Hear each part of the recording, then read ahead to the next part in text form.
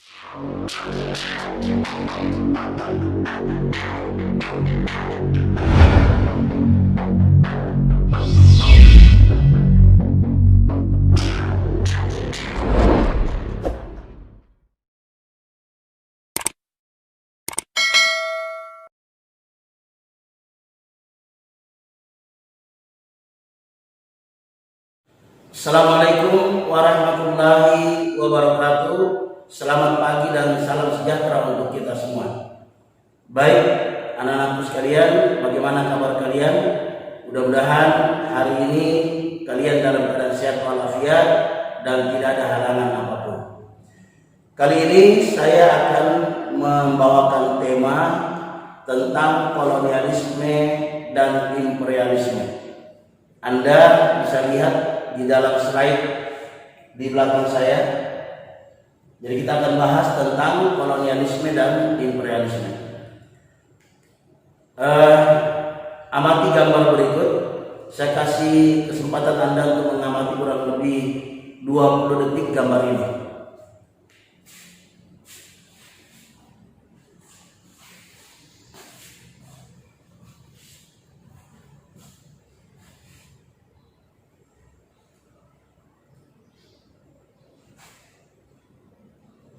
Jadi gambar ini sebenarnya keterangannya ada dua, kalau kita bisa jelaskan ada dua. Yang pertama, peta tersebut menggambarkan proses kedatangan bangsa-bangsa barat ke Indonesia. Bangsa barat yang dimaksud adalah bangsa Eropa. Yang kedua, peta ini menggambarkan ada di situ garis-garis, yaitu proses kedatangan bangsa-bangsa barat seperti Portugis, Spanyol, Inggris, dan Belanda. Dari penjelasan awal tadi, setelah kalian menyaksikan tampilan peta, maka akan muncul pertanyaan. Apa itu kolonialisme? Kemudian apa itu imperialisme dan apa itu merkantilisme? Bisa saya jelaskan? Kolonialisme itu berasal dari kata koloni, atau dalam bahasa Latin disebut kolonia, yang berarti tanah jajahan atau tanah pemukiman. Kolonialisme sendiri mengandung pengertian kolonialisme atau penjajahan adalah pengembangan kekuasaan sebuah negara atas wilayah dan manusia di luar batas negaranya, seringkali untuk dominasi ekonomi, sumber daya, tenaga kerja, dan pasar wilayah tersebut. Kolonialisme biasa juga disebut penjajahan tidak langsung. Kenapa? Karena tidak mendirikan pemerintahan jajahan di tempat tersebut. Kolonialisme ada 4 bentuknya. Yang pertama ada namanya koloni penduduk, yaitu menguasai dan memusnahkan penduduk suatu bangsa oleh pendatang. Contohnya bangsa Inggris terhadap bangsa India di Amerika Utara. Yang kedua, ada namanya koloni kelebihan penduduk. Apa itu koloni kelebihan penduduk? Biasanya koloni kelebihan penduduk ini didorong oleh faktor kelebihan penduduk. Contohnya bangsa Jepang dan bangsa Italia pada awal abad ke-20. Yang ketiga, ada namanya koloni deportasi. Bermula dari pembuangan narapidana atau penjahat ke suatu wilayah lain. Contohnya pendudukan wilayah Australia dan beberapa kepulauan Pasifik. Dan yang keempat, ada namanya koloni eksploitasi, yaitu pengurasan habis-habisan sumber kekayaan alam suatu negara. Contohnya Indonesia oleh bangsa Belanda. Kita lanjutkan. Berikutnya ada namanya imperialisme. Imperialisme dari kata imperial, atau dalam bahasa Latin biasa disebut imperare, yang artinya memerintah. Artinya apa? Imperialisme adalah politik untuk menguasai seluruh dunia atau negara untuk kepentingan diri sendiri yang dibentuk sebagai imperiumnya. Imperialisme biasa juga disebut penjajahan langsung. Kenapa? Karena di sini penjajah langsung mendirikan pemerintahan. Baik, anak anak-anak sekalian, imperialisme ada dua bentuknya. Yang pertama, ada namanya ancient imperialism atau imperialisme kuno. Imperialisme kuno terjadi sebelum revolusi industri. Semboyannya yang biasa disebut dengan 3G, ada namanya gold, kemudian ada namanya gospel, dan ada namanya glory. Ya, jadi 3G, gold, gospel, glory. Apa itu gold? Gold ini artinya mencari kekayaan. Kemudian ada namanya gospel. Gospel ini artinya semangat untuk menyebarkan agama, terutama agama Nasrani. Dan yang ketiga ada namanya glory. Apa itu glory? Glory artinya mencari kejayaan. Pelopor daripada imperialisme ini adalah Spanyol dan Portugis atau Portugal. Yang kedua, ada namanya imperialisme modern atau modern imperialism. Terjadi setelah revolusi industri. Tujuannya adalah mencari jajahan sebagai sumber bahan mentah dan pasar hasil industri. Slide selanjutnya, faktor penyebab terjadinya kolonialisme dan imperialisme. Faktor penyebab terjadinya kolonialisme dan imperialisme itu ada 7. Yang pertama, perkembangan ilmu pengetahuan dan teknologi. Misalnya di Eropa lahir yang namanya Renaissance atau kebangkitan kembali ilmu pengetahuan di Eropa. Contohnya apa? Nikolaus Kopernikus dalam teorinya, ya, ada namanya teori heliocentris yang membantah daripada teori geosentris yang pernah dikemukakan oleh Ptolemeus. Kemudian ada Galileo Galilei, dia menemukan teleskop. Ada Sir Isaac Newton, seorang ahli fisika, ahli matematika, ahli astronomi, seorang filsuf dan juga seorang teologi. Kemudian pada masa ini juga ditemukan teknologi perkapalan dan kompas. Baik, itu faktor yang pertama. Yang kedua, adanya penjelajahan samudra. Faktor penyebab terjadinya penjelajahan samudra ada 4. Yang pertama, pernyataan Galileo Galilei bahwa bumi itu bulat. Yang kedua, ditemukannya kompas. Yang ketiga, jatuhnya Konstantinopel ke tangan Turki. Dan yang keempat, ada yang namanya Reconquista, yaitu semangat untuk membalas dendam. Faktor yang ketiga, ada namanya semboyan gold, gospel, glory. Tadi di bagian awal sudah saya singgung juga. Gold kemudian mendorong munculnya merkantilisme, glory melahirkan imperialisme kuno, kemudian gospel ini semangat dalam menyebarkan agama Nasrani.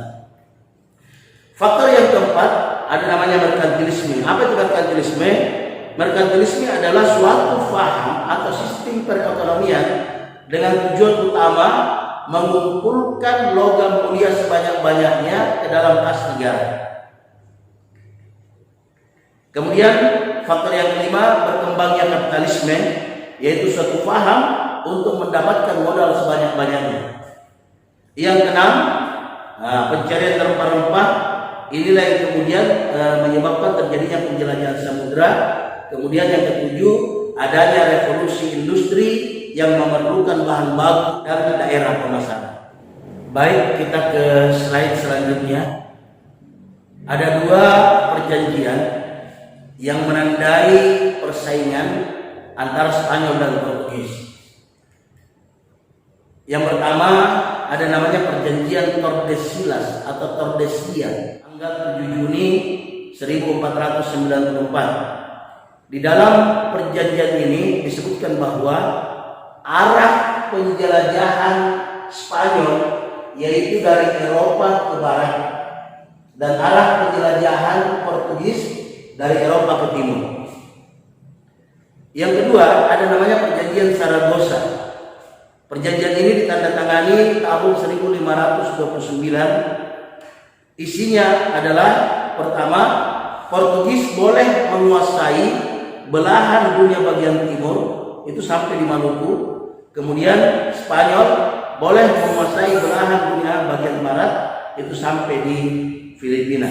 Untuk mengingatkan kembali bahwa Portugis awalnya itu belum sampai di Maluku. Portugis di tahun 1511 di bawah pimpinan Alfonso de Albuquerque mereka sampai di Malaka. 1 tahun kemudian Portugis dari Malaka akhirnya sampai di Maluku. Baik anak-anak sekalian, kita lanjutkan pada slide berikutnya, yaitu bagian C, kedatangan bangsa Barat ke Indonesia. Yang pertama, para penjelajah Portugis. Para penjelajah Portugis antara lain yang pertama ada namanya Bartolomeu Dias. Dia berhasil menelusuri pantai barat Afrika. Kemudian dia juga berhasil mencapai ujung selatan benua Afrika, yaitu Tanjung Harapan. Berikutnya ada Vasco da Gama. Vasco da Gama berangkat pada bulan Juli 1497. Vasco da Gama berangkat dari pelabuhan Lisbon atau Lisabon. Dia kemudian memutari Tanjung Harapan, menyisir pantai timur Afrika. Tanggal 20 Mei 1498, rombongan Vasco da Gama mendarat di Kaligut dan juga di Goa di pantai barat India. Jadi Goa yang dimaksud bukan Goa yang di Sulawesi Selatan, tapi Goa ini di India. Kemudian daerah-daerah yang berhasil diduduki oleh Vasco da Gama, maka dia menancapkan patok. Yang patok itu disebut dengan batu padrau. Jadi patok-patok yang ditancapkan oleh Vasco da Gama namanya batu padrau. Berikutnya ada namanya Alfonso de Albuquerque. Tahun 1509 menguasai Bandar Goa. Kemudian 10 Agustus 1511 armada Portugis berhasil menaklukkan Malaka. 1 tahun kemudian Alfonso de Albuquerque mengutus Antonio de Abreu dan Francisco Serrao ke Maluku. Tahun 1512 de Abreu tiba di Ternate dan Serrao tiba di Hitu Ambon. Awalnya mereka disambut baik oleh Ternate yang saat itu sedang berseteru dengan Tidore. Demikian tadi 3 penjelajah samudera dari Portugis. Berikutnya penjelajah samudera bangsa Spanyol. Yang pertama ada namanya Christophorus Columbus atau Christopher Columbus. Christopher Columbus berangkat dari negaranya itu pada 3 Agustus 1492. Tanggal 12 Oktober 1492 ia sampai di Kepulauan Bahama, atau kalau kita melihat peta, di peta itu akan muncul nama negara sekarang namanya San Salvador. Mereka mengira bahwa mereka sampai di India, maka kemudian mereka menyebutnya India. Tahun 1493 mereka kembali sampai di Spanyol. 1 tahun perjalanan mereka sampai menemukan Kepulauan Bahama, kemudian kembali ke Spanyol. Ini menandakan bahwa memang dunia ini bulat, bumi ini bulat, sehingga ketika seseorang berangkat dari tempatnya, maka dia akan kembali ke tempat awalnya semula. Ini kurang lebih gambar beliau. Ini ada di dalam buku sejarah Indonesia kelas 11 semester 1 yang diterbitkan oleh Kemendikbud. Berikutnya penjelajah samudera asal Spanyol adalah Amerigo Vespucci. Dia mencapai Amerika Selatan tahun 1499. Nama Amerika kemudian diabadikan dari nama Amerigo Vespucci. Jadi nama Amerika yang saat ini kita tahu itu diabadikan dari nama Amerigo Vespucci. Kemudian ada namanya Ferdinand de Magalhães dan Jan Sebastian Elcano. Pada April 1521 sampai di Kepulauan Mas Safa kemudian dikenal dengan Filipina. Magalhaes kemudian terbunuh di Filipina. Tahun 1521, Jan Sebastian Elcano melanjutkan perjalanan dan akhirnya sampai di Kepulauan Maluku. Setelah mereka sampai di Maluku, ternyata Spanyol ini terlibat perselisihan dengan Portugis. Jadi sebelumnya bangsa Portugis sudah berada di situ. Dengan kedatangan bangsa Spanyol di bawah Sebastian Elcano, maka kemudian terjadi perselisihan antara Spanyol dan Portugis. Di dalam beberapa catatan dikatakan bahwa Magalhaes ini dianggap sebagai tokoh yang pertama kali mengelilingi dunia. Itu di dalam beberapa buku catatan.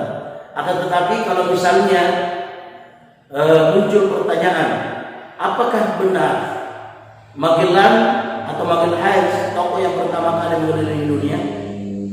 Mari kita lihat pernyataan dari seorang tokoh yang bernama Mencius, seorang perwira angkatan laut Inggris. Dia mengatakan bahwa yang berhasil mengelilingi dunia pertama kali adalah armada Cina yang dipimpin oleh Panglima Zheng He, atau biasa kita lebih kenal dengan Panglima Cheng Ho.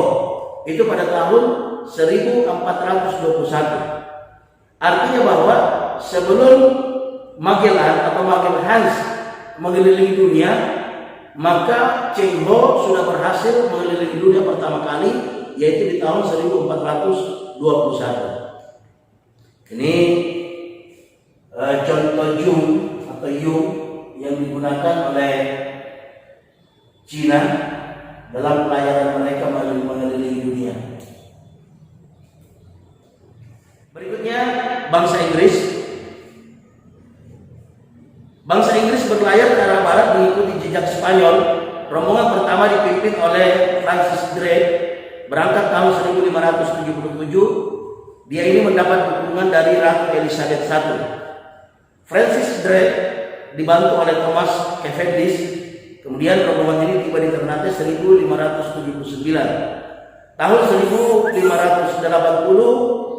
mereka kemudian memborong rempah-rempah yang mereka dapatkan di Ternate, kemudian mereka membawanya ke Inggris. Berikutnya adalah penjelajah bangsa Belanda. Penjelajah bangsa Belanda antara lain yang pertama ada namanya Cornelis de Houtman.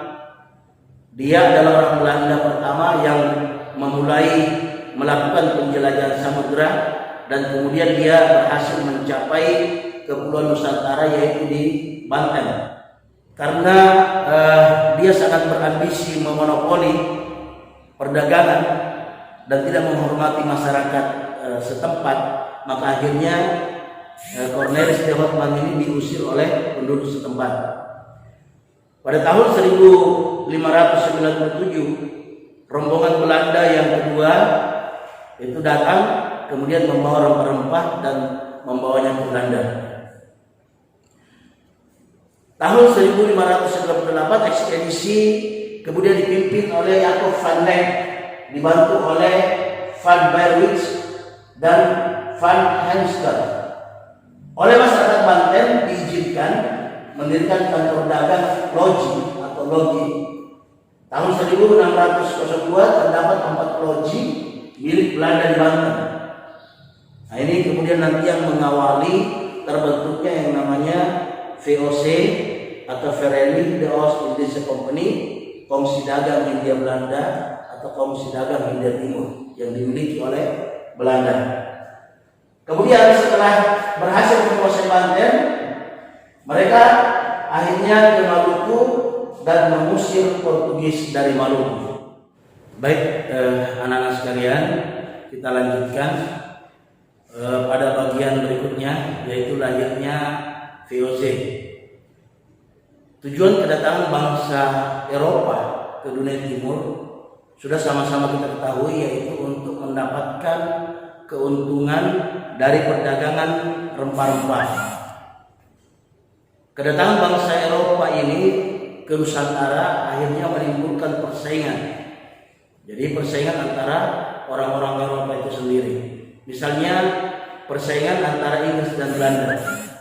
Dengan adanya persaingan itu, kemudian Inggris mendirikan EIC atau EIC. Ini sebenarnya pusatnya di India. Kemudian Belanda mendirikan kongsi dagang yang namanya VOC atau Verenigde Oost-Indische Company. Tahun 1600, nah tadi saya singgung bahwa Inggris mendirikan EIC sebagai kongsi dagang berpusat di Calcutta, India. Kemudian pada tanggal 20 Maret 1602 dibentuklah Persekutuan Kongsi Dagang Belanda di Nusantara. Kongsi dagang inilah yang kemudian dikenal dengan Verenigde Oost-Indische Company atau VOC, atau biasa disebut Perserikatan Maskapai Perdagangan Hindia Timur atau Kongsi Dagang Hindia Timur. VOC secara resmi didirikan di kota Amsterdam. Apa menjadi tujuan dibentuknya VOC? Tujuan dibentuknya VOC ada 3. Yang pertama, menghindari persaingan yang tidak sehat antara sesama kelompok atau kongsi pedagang Belanda yang telah ada. Itu yang pertama. Yang kedua, memperkuat kedudukan Belanda dalam menghadapi persaingan dengan para pedagang negara lain. Dan yang ketiga, membantu dana pemerintah Belanda yang sedang berjuang menghadapi Spanyol. Di dalam menjalankan tugasnya, VOC memiliki beberapa kewenangan yang biasa disebut hak oktroi. Di antara lain, pertama, VOC berhak melakukan monopoli perdagangan. Yang kedua, VOC boleh membentuk angkatan perang sendiri. Yang ketiga, VOC boleh melakukan peperangan. Yang keempat, boleh mengadakan perjanjian dengan raja-raja setempat. Yang kelima, boleh mencetak dan mengeluarkan mata uang sendiri. Yang keenam, boleh mengangkat pegawai sendiri. Yang ketujuh, memerintah di negeri jajahan. Yang kedelapan, mendirikan benteng atau loji. Kemudian yang kesembilan, menyatakan perang dan damai. Kita lanjutkan pada slide berikutnya. Saya akan bahas tentang masa pemerintahan Gubernur Jenderal VOC. Ada beberapa Gubernur Jenderal VOC yang pernah memerintah di Nusantara atau Indonesia. Yang pertama ada namanya Peter Booth. Dia memerintah atau menjadi Gubernur Jenderal VOC di Indonesia tahun 1610 sampai 1614. Jadi dia adalah Gubernur Jenderal VOC yang pertama di Indonesia yang mendirikan pos perdagangan di Banten pada tahun 1640. Yang kedua, ada Gubernur Jenderal Gerard Reyns. Dia memerintah tahun 1614 sampai tahun 1615. Dia menggantikan Peter Booth. Dia hanya memerintah 1 tahun karena kemudian dia digantikan oleh seorang Gubernur Jenderal yang lain, yaitu Lawrence Reaille. Yang ketiga, Gubernur Jenderal Lawrence Reaille. Dia memerintah tahun 1615 sampai 1619. Pada masa pemerintahan Lawrence Reaille ini, dia berhasil membangun Gedung Mauritius yang berlokasi di tepi Sungai Ciliwung. Berikutnya ada Gubernur Jenderal Jan Pieterszoon Koen. Dia memerintah tahun 1619. Tahun 1619, Gubernur Jenderal VOC Lawrence Reaille digantikan oleh Gubernur Jenderal Jan Pieterszoon Koen. Jan Pieterszoon Koen dikenal sebagai Gubernur Jenderal yang berani dan kejam serta sangat ambisius. Kota Jayakarta itu kemudian dihanguskan oleh Jan Pieterszoon Koen pada tanggal 30 Mei 1619. Kemudian di atas puing-puing kota Jayakarta itulah kemudian dia membangun kota baru bergaya kota dan bangunan di Belanda. Kota baru itu kemudian dinamakan Batavia sebagai pengganti nama Jayakarta. Yang diterusur pun adalah Gubernur Jenderal VOC yang keempat dan keenam. Jadi dia Gubernur Jenderal yang keempat dan kemudian yang keenam, karena di antaranya itu ada Gubernur Jenderal yang lain. Nanti Anda bisa mencari di Google. Baik, demikianlah pembahasan kita hari ini tentang materi kolonialisme dan imperialisme. Selanjutnya Anda semua bisa melihat di modul dan PowerPoint yang telah saya share di grup WhatsApp. Bila mana ada kekurangan, kemudian mungkin ada yang ingin ditanyakan, boleh nanti ditanyakan di grup WhatsApp yang sudah ada. Demikian atas perhatiannya, saya ucapkan terima kasih. Sampai jumpa dalam pertemuan berikutnya. Assalamualaikum warahmatullahi wabarakatuh dan selamat siang.